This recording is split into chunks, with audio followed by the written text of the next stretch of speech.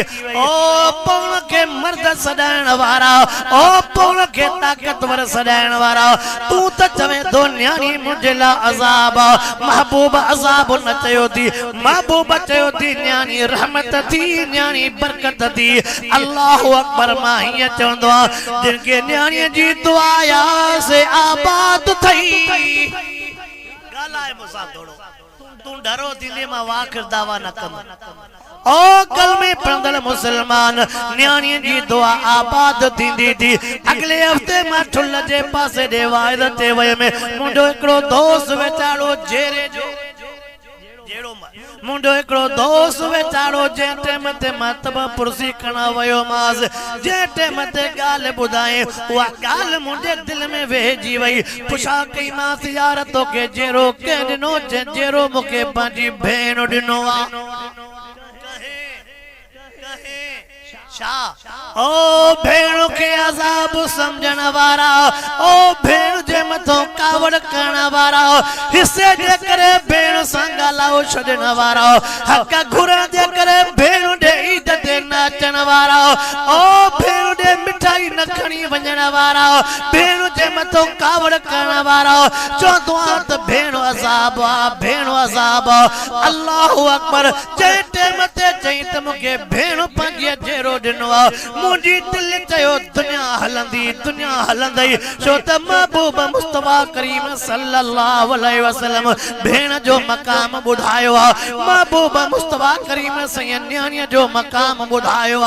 अल्लाह अकबर नौजवान के मां अर्ज कंदो रहंदो ओ नौजवान अजो को नौजवान जंटे मते जवान थींदो भेण जा थोरा यार को विसरी वेंदान पीगो लोडे करे निंद्र केर कराइंदिया अम्मा त जणेवा भेण जे हवाले भा हुदो वा भेण पई वेंजारींदी सिंजारींदिया भेण पई लट्टा पाराइंदिया सुरमा पाराइंदिया भेण जा लट्टा पाराइण विसरिया भेण जो सिंगारो कराइण विसरियो अजो जवान थियो कल भेण पंजी शय पंजे भाव के पई खाराए अल्लाह अकबर अल्लाह सही असांजे भारन के चल सही समझ नसीब फरमाए आमीन तज भेण जा वाक्या जो पुछा कदे खोड़ नसीनन में राज थी एक भेण जो वाक्यो तो याद अचे उनन के तो बुधाइणो चाया जेके भेण दे ईद बीद अचणो छडे दींदा थी उनन के तो बुधाइणो चाया अबे का बाद में जेके भेण संग ॻाल्हाइणो छडे दींदा थी पैसो तुझो तोखे आयो वजी तू खा छाए तुझी तोखे आई तू वनी खा भेण के अबे जे जाए ते तुझो इंतजार होदो ओ भेण को नफरत करणा बुध जात सही अल्लाह अकबर मां गोठ जो नालो न खणंदो मां जात जो नालो न खणंदो मां वो शख्स जरे टेम ते पैसो अची वेंदो माण्हू जो दिमाग खराब थी वेंदो अल्लाह अकबर मां सदक वञा मां कुर्बान वञा न भेण जे कुर्बानी जे मथा जरे टेम ते वा भेण थी चवे मां पंहिंजे बचड़न सां गॾु पंहिंजे भाउ जे घर पई अचां अम्मा मुंहिंजे भाउ सां गॾु रहंदी आहे उनजी घरवारी चवे पी मुंहिंजी भाॼई अल्लाह अकबर चवे पी मुंहिंजी भाॼई नाराज़ पी थिए ॿारनि जो कमु ध्यानु करणु कॾहिं कहिड़ी शइ भॼंदी कॾहिं कहिड़ी शइ भॼंदी कॾहिं कोप भॼंदो कॾहिं पिंडी गुम थींदी मुंहिंजे भाॼईअ ॿ टे दफ़ा मुंहिंजे भाउ खे कूड़ हयां उनजे करे मुंहिंजो भाउ नाराज़ पोइ थी वञे चवे पी किरे ॼाणे अम्मा चयो मुंहिंजे भाउ खे ॿ भाइर बि वेठा अबो तव्हांजो फोत थी वियो आहे हाणे अबो तव्हांजो को न मोटींदो भेण तव्हांजी टई भाइर पंहिंजे भेण खे हक़ ॾियो भाउ छा थो चवे असां ठीको कोन खयो हा भेण जो हक़ खाइण वारा यादि रखजांइ कॾहिं बि आसूदो कोन थींदे नाराज़ थिए त तुंहिंजी मर्ज़ी आहे कावड़ करे त तुंहिंजी मर्ज़ी आहे क़ुरान हक़ ॿुधायो थी लिज़कर मिसलु हज़िल उनसयैन अल्लाह तो फरमाए पुट जो भी हिस्सो आ त न्याणीअ जो भी हिस्सो आ तू खाओ एतरो खाईंदे भेण जो हिस्से खाइण में बरकत न पवंदई साधो जवाब नथा ॻाल्हायो भेण जे हिस्से खाइण सां बरकत। अल्लाहु अकबर। भाइरनि सां मां ॻाल्हियूं अर्ज़ु करणु थो चाहियां। अल्लाहु अकबर। ओ कलमे पढ़ंदड़ मुस्लमान शाड़कड़ त कंदो तो अलाह तफ़सील ॾे नथो वञा। अम्मा थी चवे मुंहिंजे भाइरनि खे भेनरुनि खे हिसो ॾियो। ॾाढा ॻाल्हि ते कावड़िया असां कोन ॾींदासीं, असांखे पंहिंजा ॿार बचड़ा। अल्लाह हा न्याणी त कोन कुशंदी आहे,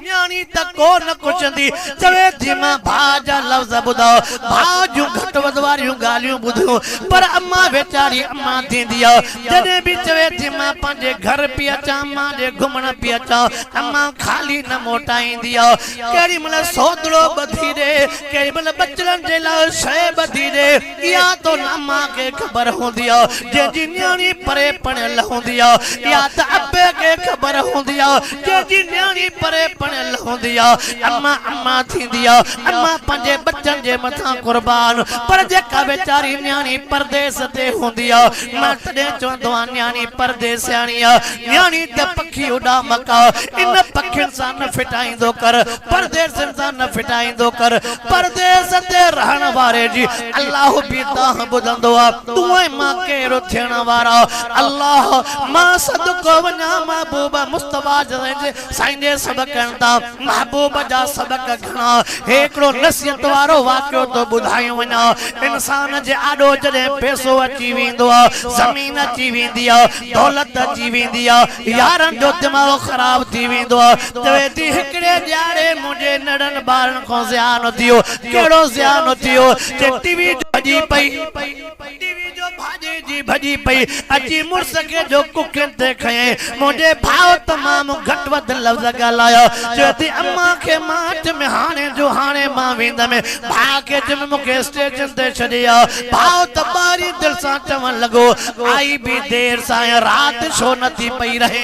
आई बि देरि सां राति छो नथी रहे। चवे थी भाउ खे पोइ बि काई तव्हां ॾिनी कोन ॾिनी मां त तूं हे लफ़्ज़ कढिया। चवे थी मां वापसि हली वयुमि। तिलकल अय्याम नुदाविलुहा बैन अन्नास। अल्लाह तो फरमाए सदाई हालत हिक जहिड़ी न हूंदी आहे। कॾहिं भरीअ में, कॾहिं लप में, कॾहिं भरीअ में, कॾहिं सवर माइट अली गुल वठ जो ई न हो जॾहिं कचे में ज़मीन आहे। हाणे चवंदो आहे त चंदो कयो त अधु मूंखे ॾियो अधु तव्हां खणो। बाबा विराए सिराए खाईंदासीं कीअं विराए सिराए। अल्लाहु अकबर। यार तवज्जो तकर अल्लाह से मुखे भी अमल करण जी तौफीक अता फरमाए। कल भाओ ज़मीन वारो, कल भाओ ज़मीन वारो अल्लाह खैर करे। उन जे पुट के कैंसर लगी वई। ओ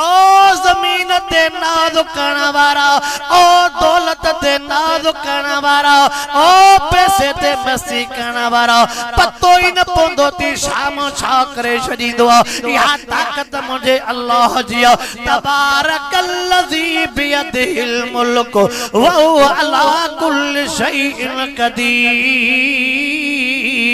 कुलिल्लाहुम्मा मालिकल मुल्क तूतिल मुल्क मन तशाउ व तंज़िउल मुल्क मिम्मन तशाउ व तुइज़्ज़ु मन तशाउ व तुज़िल्लु मन तशाउ बियदिकल खैर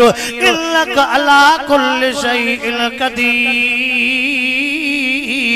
आयतों पढ़ंदो में गाल वधंदी वेंदी। तवज्जो कंदो हर तमां गाल के अॻिते वधाया। चवे थी मुंहिंजे वॾे भाउ जे पुट खे कैंसर लगी वई, ज़मीन खपी वई इलाज में, पोइ बि सिहत कोन मिली। ढोर खपी विया, पोइ बि सिहत कोन मिली। सिहत अल्लाह जी वॾी नेमत हूंदी आहे। चवे थी मुंहिंजे भाॼीअ जो सोन खपी वियो, पोइ बि सिहत कोन मिली। काॾे वियो सोन, काॾे विया ढोर, काॾे वई ज़मीन। जंहिं ज़मीन ते अम्मा सां झेड़ो के चए पोइ भाइरनि, चए पोइ भाइर विराए खणंदासीं, भेणुनि खे कोन ॾींदासीं। चवे थी मुंहिंजे भाउ जी पोज़ीशन इहा आहे। कॾहिं त वेलनि जा वेला बुख ते पारनि, पर वरी बि न्याणी न्याणी थींदी आहे। ओ भेण के कढण वारो, भेण के नाराज करण वारो पर वरी भी भेण केड़ी थी करे भेण वरी भी पंजो मंजर थी बुधाए चोए थी जे टाइम ते मुंजो भाव मिस्कीन थियो मुंजो भाव गरीब थियो मुझे वस में बियो कुछ भी न हो हिकड़ो कम मां कयो मां सोन खणी करे पंजे भाव वटे आया में मां पैसा खणी करे पंजे भाव वटे आया में मुजी भाजे बाहर बैठी आओ पुछा थी क्या से भाजे दे खबराता काडे वियो कावड़ में चवे थी भाणे अंदर थोरो वई रोई तो भाणे हुन तचड़ में चयो पर मां जो भाव जरूर जी गाल बुधी मुखों बर्दाश्त न थियो कल जेके मां कुलन ते घुमायो हो कल जेके पीगन ते लोडा दई नंड कराई हुई कल जेके मथा पोतियूं दई करे छां पई कराया कल जेके चोपलियूं दई करे चोपल पाराए करे पैर के सरण को बचाया पी अज मुजो भाव किए पोरोए मां पुछो की मां से काथे आ अंदर बुधाए त जो भाव रोए थो मां जी जो भाव दे आया में मां जो हालत दिठी मास हे न्याय जो रहम थींदो थी ओ बेदर्द तू थींदो आ अल्लाह सही छलन्यान के हयाओ नसीब करे जेदी मां जो भाव जे मथो आया में मथे मुंह करे चयो मास मथरे तमो कर मो जो हथरो वारन में आ अंगरी पैथी वारन में घुमाया अदा शाव थियो थी केडो त सोनो से बितो है केडो त हसीनो जमील हुए केडो तमा जो सिकील दो केडो त पापे जो सिकील दो हेरो हाल साजे करे करे छजो थी अम्मा हुजई हाथ मता तू हेरो हाल न करे चवे थी घबराए न छाती चवे से घबराए न अम्मा नहीं मां त जिंदाया ओ बाग पैजे लायक जा मुसलमान ओ भेण सा कावड़ करण वारा यार पैसे जे करे मस्ती करण वारा उन टाइम ते चवे थी अम्मा फोत थी वया मां भेण त तो सा वेठिया चवे थी हिकड़ी गाल बुध के पंजे घरवारी के न बुधाए जा छा खणी आया पोती जे कुंड में सोन कडी दिनो मां पांजी पोजीशन शाए लटरा पुराना पातल लटन के टोपो न लाओ चोपल के चत्यूं लगलान हाल मेरा पर भाव जी खबर पई मुंडो भाव गरीब थी वियो आ भाव जी खबर पई वेलंगा वेला भुख ते रहन था भाव जी खबर पई चोही भी को न थी थे भेण को काथे यो या गाल बर्दाश्त थींदी जेती मां सोनो दिनो मास पोतियमो खोले करे छो मास पांजे घरवारी के न बुधा जा मता मुझे मुर्स ते गाल न पाचे मत मुर्स को लिकाए भी तो के सोन थी जा जेती पैसा जेके ब्याह वे ब्या पैसा खोले करे नमाज जेती पैसा भी खणी आया वन पंजा वार भी ठाराया वन पंजी दाढ़ी भी ठाराया हाल केड़ो करे छजो थी वगो वठी करे दर्द के दैया अल्लाह अकबर जेती मां पैसा ने ते चुमी दिनी अज भाव रोई करे अज भाव पार कदी करे लफ्ज केड़ा थो चवे जे तो मां भुलल हुयो में मां त गुमराह हुयो में घरवारी मुखे केड़ी जाए ते पहुंचायो जे तो भाव थो चवे मुखो रड़ निकरी वयो जने भेण जे चोपल ते नजर के में चोपल पुरानी भेण जे लटन ते नजर के में लटड़ा तमाम पुराना जे टाइम ते भेण जे पोती ते नजर के में पोतरी भी पुरानी जने भेण बाहर वई घरवारी के जमे तो त जुल्म कयो हो तो त मुके भेण जे खिलाफ लायो पर वरी भी भेणा जेका कुर्बान कयो वने थी ओ भेण जे मथो कावड़ करण वारा अज मां तोखे यो अर्ज करण आयो बयो भी मां वाक्य बुधाइंदो रहंदो वक्त जे किल्लत जे करे मां तोखे तफसीली तकरीर न थो करे सगा बयो हे वाक्य अवा जे इलाके में अचणो थींदो रहंदो ते टाइम ते नमाई जो मुर्स भी गिरफ्तार थियो ते टाइम ते नमाई जो पुट भी गिरफ्तार हेडो पुट भी गिरफ्तार मुर्स भी गिरफ्तार होदो भाव भी गिरफ्तार मशहूर वाक्य मां वाइदन में बयान कंदो रहंदो छड़ो भाइरन के अर्ज न थो कया भेणुन के भी अर्ज कयूं थो वञा ओ मुंडी भेण ओ मुंडी यदी पंजे भाव जी लज रख जाए अशी डारी वारे अब्बे जी लज रख जाए अच्छे दा अशीदारी वाले पेजे पटके जी लज रख जाए ओ मुझी अम्मा ओ मुझी भेण पाते अम्मा जे सींद जी लज रख जाए भेण तुझा पैर सिधा होंदा तुझा भार कंध मथे करे घुमी सकदा भेण जेकरे तुझा पैर नंगा होंदा तुझा भार कंध मथे करे घुमी न सकदा बुट रखो गलती थी दिया भार कंध मथे करे घुमी सकदा नियाने को गलती थी वेंदी आका कंध मथे करे न घुमी सकदी आका कंध मथे करे न घुमी सकदी तदे तमा विच में इलाज कंदो रहंदो आवाज कंदो रहंदो ओ मुसलमान हालत ॾाढी खराब थी तमाम बेहयाई आम जाम बेहयाई उरूज ते अज लज न रही शनास न रही अन्या रुमाल में ढके करे जेके जुमला तो चवण चवा काते त पीउ को भी हया हलो भयो वा समझो था रुमाल में ढके करे तो गलाया रब जे साथ जो कसम मुवट दलील बियन मुवट सबूत बियन काते पीउ को हया हलो वियो काते पीउ जी जानी दाहती पई करे सो भी पुलिस कोर्ट में प्रेस में पई थी दाह करे काते भेण भाव जला पई थी दाह करे भाव को भी हया हलो वने पीउ को भी हया हलो वने तोखो तो पुछा कया इन दौर में न्याणी विहारो काथे जायज वा असा 25-30 साल गोलींदे न्याणी जी जिंदगी गारियूं था गरीबन ते दीद नथी पवे पंजन ते दीद नथी पवे शरीफन ते दीद नथी पवे काथे कुरान में लिखला त ड्यूटी हुजे त पो न्याणी देस ड्यूटी नाहे त न्याणी न देस मां तोखो तो पुछा के सोने अली से के ड्यूटी हुई महबूब न्याणी दी हुई गाला है मुजा मुझी तकीर थोड़ी अणाई हुंदी आ यार मुझी तकीर थोड़ी अणाई हुंदी आ पर अणाई तकीर कंदम 26 साल गुजरियो आ इन तकरीर में जेसतरी जिंदा आया तेसतरी यो कुरान जो हक सच बुधाइंदो पो कौम जी मर्जी आ राजी रहे रंज रहे मके कौम राजी करनी ना है अल्लाह राजी थे त बेड़ा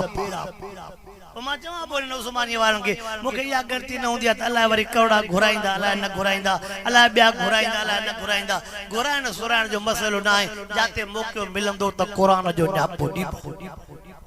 आवा दुरूद शरीफ अल्लाहुम्मा सल्ली अला सय्यदना व मौलाना मुहम्मद व अला आलिहि व असहाबिहि व बारिक व सल्लिम अलैहि अर्ज़ पोकंदो हलो हिन बेहयाई जे दौर में न्याणी न विहार जा न्याणी न विहार जा मता गोली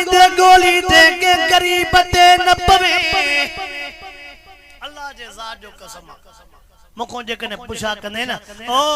जिन डूटन ते भाड़ियो जिन जमींदारन ते भाड़ियो पो वरी उन जे पुखे में आया भी मिस्कीन गरीब थी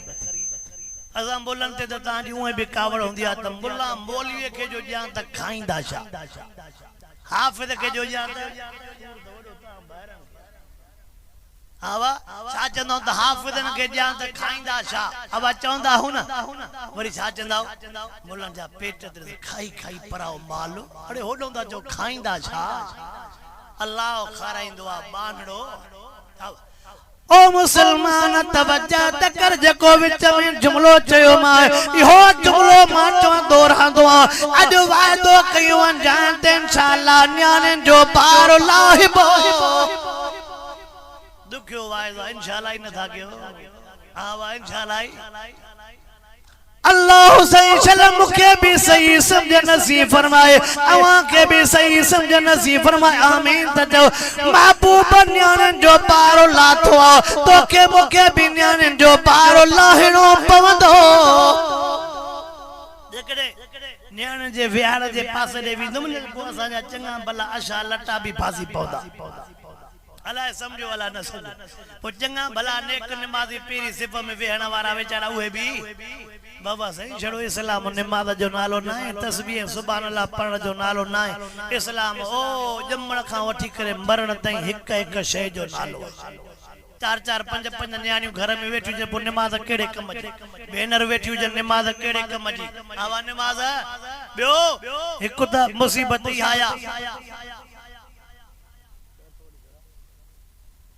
एक मुसीबत ही आया मां नौजवान सा कुछ कचहरी तो करण चाया एक त मिलंदी मस बयो शोरन जो 24 कलाक ब्लड प्रेशर हाई रात जो निंड कन कोन था दिमाग शोरन जो खराब लगो पियो सनी सुकी गाल ते तलाक तलाक तलाक जा पुट थोड़ो बीह तो सही ना रात जो निंड छोरो करे या मोबाइल आ जे निंड फिटाई छडिया ओ 3-4 बजे ते मोबाइल ते बैठो आ जे निंड न कर जो दिमाग कम कंदो दादा गाला इन जो दिमाग कम कंदो पो जे कने खंड विसरी वई चाय में तभी तलाक तलाक तलाक स्त्री में लटो सड़ी पियो तदे भी तलाक तलाक तलाक मानी नाश्ते थी वे तभी तलाक तलाक तलाक मजबूरी में पी माडे तैयार थी तभी दादा गालायो हवा तदे भी मां दोस्तन के चोंदा नौजवान के थोड़ी घणी गाल ते चोंदा हो ना वने पड़े मारने तुझी परवाह ना है मागम भी खावा पो हाने भी खाई में चोंदा ना पो जे मन सुबह जे टेम ते चाय काडो ना आई मो भूख ते होडे भी चुल्ली ते दिसंदो होडे भी दिसंदो न होडो पो फोन कंदो मजाक में भी सीरियस थी वई है जले दब कर न पाण त खबर पई पान चाहे कर पान मानी कर त खबर पई हां इस्लाम में मुर्स जा भी हकन त घरवारी जा भी दादा गाला आवा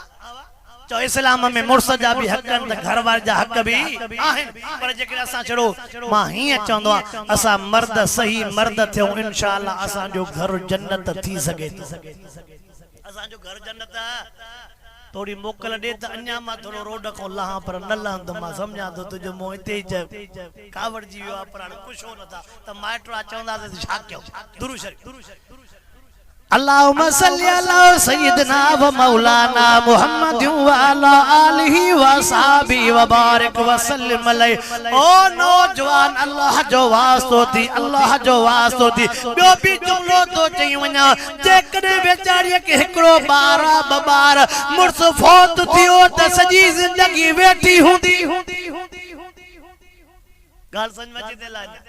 वर जेकने वडो फसाद थियो एजे जेकने तलाक मिली वे एकड़े बार ते बिन बार ते जेकने चवंदी त मुके पणायो त वरी उन जो नतीजो ही आवन जो नतीजो ही बाबा सही कुरान चवई तो अनकिल अयामा मिनकुम अल्लाह सही कुरान में चवा रनड़न के विहारो न रनड़न के पणायो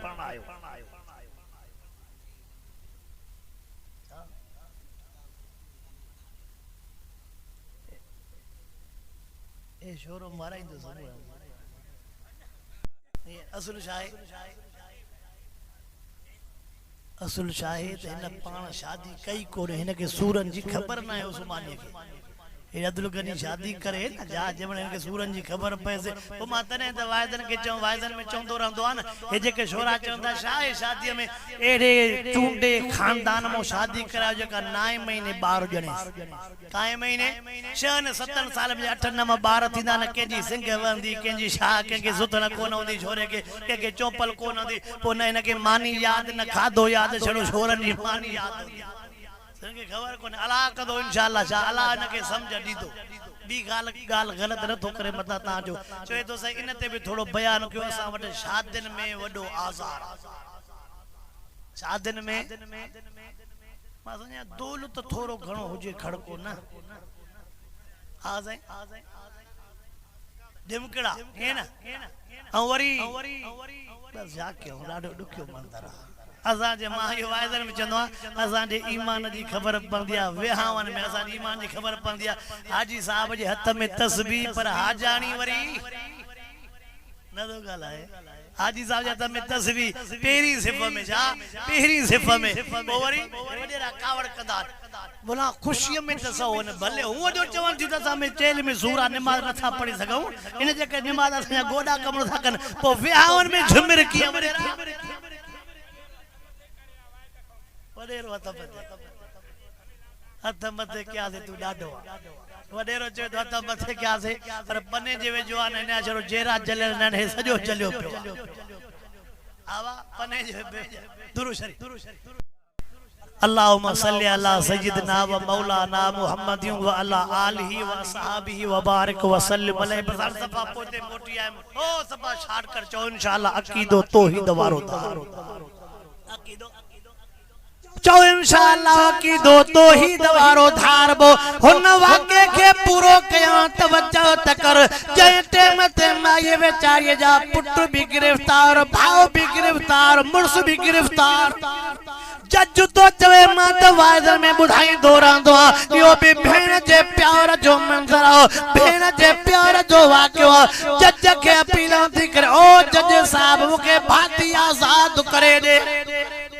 टई आजाद न थींदई मुर्स चवे आजाद करे जा बिन के सजा ईंदई पुट चवे आजाद करे जा बिन के सजा ईंदई भाव चवे आजाद करे जा बिन के सजा ईंदई उन टेम ते माई थोड़ो सोचे करे लफ्ज करो थी चवे थी ओ जज साहब भाव आजाद करे दे